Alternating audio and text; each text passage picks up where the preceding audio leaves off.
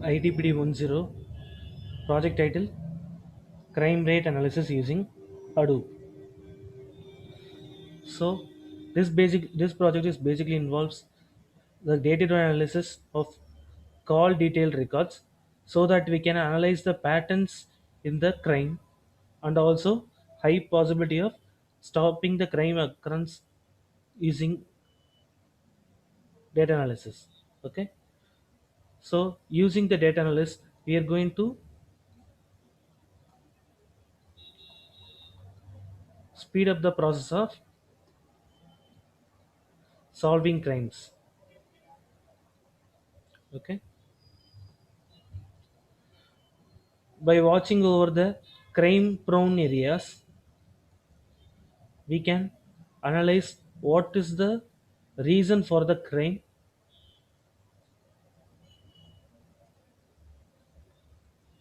and also their solutions. Okay, so it basically involves huge amount of data. So we will be using Hadoop for the data analysis.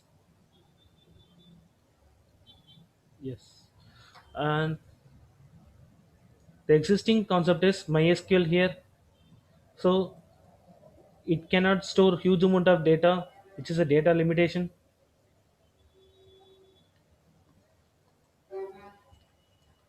So once the data is huge, the processing time will be huge.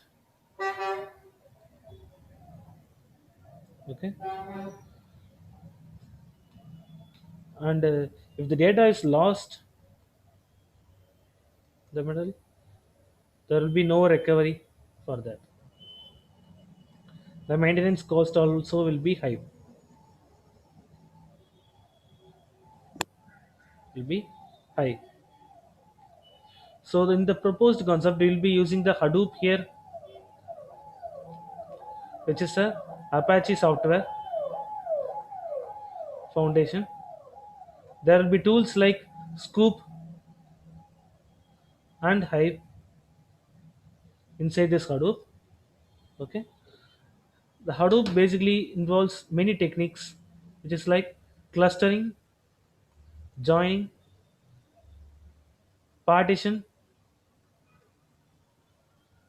and bucketing for the data analysis to get your result. So the advantage of using Hadoop are there won't be any data loss, for example. So once you store the data inside a computer, it will be basically storing across all servers that is in a cluster. So even if your computer got malfunctioned, you can get it from the others, and it is also scalable. You can scale any amount of computers inside a single cluster. So if the cluster amount is high, the data processing time will be lower, and this is also cost effective. You don't have to pay extra maintenance for that. So a MySQL, it is a database management system. Okay, so after it goes about 2 GB, basically becomes absolute. So even if you give a simple command, it will take a huge processing time. Okay,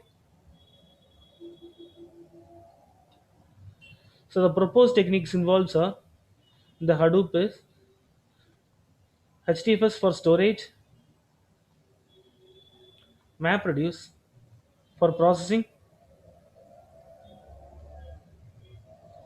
Hive for analysis, and Java here for the web interface, UI. Okay, and this is the architecture.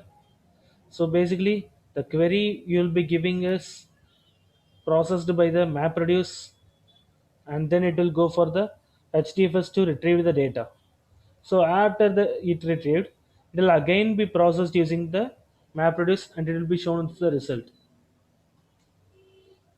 So the real time examples are Facebook and Twitter. Okay. The future announcement is Spark. It deals with the live streaming data.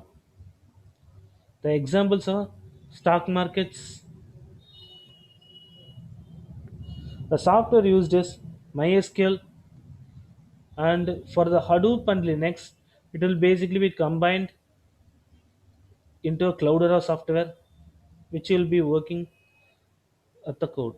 Okay, and Java, you'll be basically viewing the entire result, the web UI, which you'll be programming using the Java. Okay, and for the hardware, you need at least this is the minimum requirements for that. Otherwise, your project won't run. Okay, so basically that's it. Thank you.